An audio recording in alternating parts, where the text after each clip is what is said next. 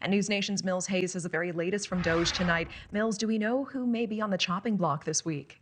Hey, Natasha. Well, more than 10,000 federal government employees were fired this past week, some telling me that they don't feel like they're being treated as human.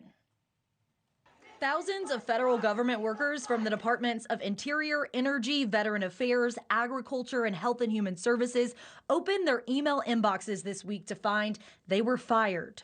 It's not optional for us to reduce the federal expenses. It's essential.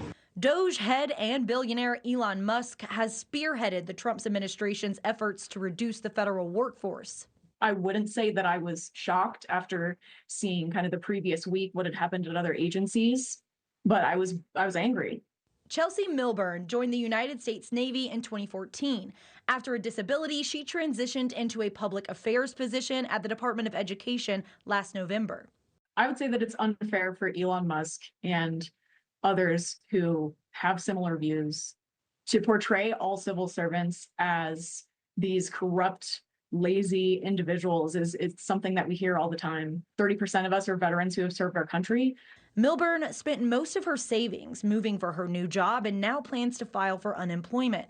Republicans are rushing to Trump and Musk's defense. We hate that anybody's losing their job, but at the same time, we know that the debt that we have in this country is not manageable, and it's becoming a national security risk. It's as if we don't have $35 trillion in debt to some people. I mean, that's the reality. America spends too much money. While President Trump has promised to drain the swamp, more than 85% of federal employees live outside of D.C. I think it's going to be the first time a president has ever intentionally created unemployment. I mean, this is going to be devastating to families and communities. Sources say the IRS will lay off thousands of probationary workers in the middle of tax season as early as next week.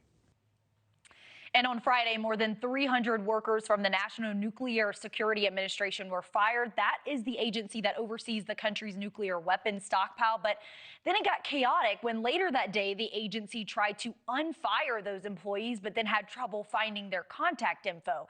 Today, the Department of Energy says that less than 50 people were actually fired. Natasha. Okay, Mills Hayes with that. Thank you so much. Thanks for watching. Go to joinnn.com to find News Nation on your screen. And don't forget to click the red subscribe button below to get more of News Nation's fact-driven, unbiased coverage.